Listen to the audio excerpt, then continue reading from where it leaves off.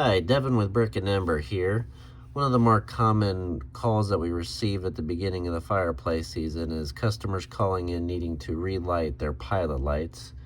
This is a short instructional video of how to go about doing that. You've got three main components here that we're working with, and depending on your model, they may be located in different areas of your fireplace, but you should have some type of button on there that is an igniter, and when you push it, it should have kind of a snapping type of noise to it.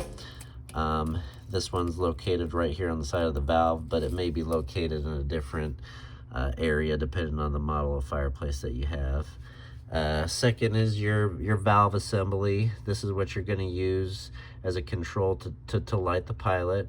And then your pilot light itself, which is over here on this side. And this is where you will actually see the flame and the pilot once you light it. First thing you want to do when you go to light is just verify that you do have the gas fully turned on to the fireplace. Second, you need to verify that when you're hitting your igniter here, that you are in fact getting a spark at the pilot. So this is your pilot over here, as we said. When I hit that, you can see that little arcing that's taking place, but right in this area, and you just want to make sure it's doing that. Once your control valve is sending gas through there, if you're not getting a good spark there, it won't ignite it, and you'll be sending gas without igniting it. So you also want to make sure that at any point during this process, if you're smelling gas, that you do stop what you're doing and turn the gas back off. Call a professional out to come and take a look at it, because you shouldn't be smelling gas during this process. So now that you have your gas on, you have verified that you are getting a spark at the pilot. You want to go to your control knob here, and you'll notice that you've got an off, pilot, and on position. And then this little arrow here kind of gives you an indication of where you're at on the control knob. So we're ready to light the pilot, so we are going to turn the knob to the pilot position. When you push in on the knob, you will feel a spring action in there, and that's just pushing the magnet internally to open the passageway to light the gas. So you're going to need two hands to light the pilot. So with your first hand, you're going to put it on the knob itself, and when you push in on that, that starts flowing gas to your pilot area here.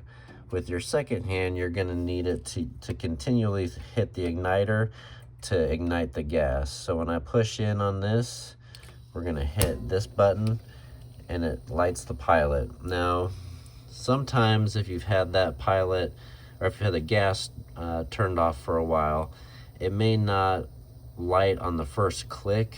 It's going to have to push some air through.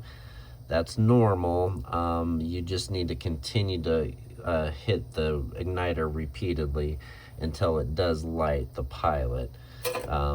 Also, once that pilot lights, you'll notice I still have my thumb pressed in on the knob here. You need to continue to keep that knob pressed in for about 30 seconds to a minute while it warms the thermocouple enough to stay open on its own.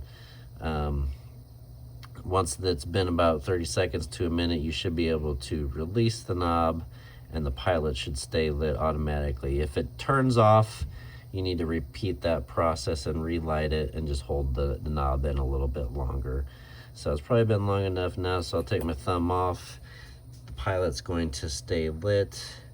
Now your pilot light is lit, and the final step is just making sure that you do turn that knob to the on position, and now you should be able to turn the fireplace off and on however you normally would, whether it's a remote or a wall switch or just a flip switch on the bottom of the fireplace.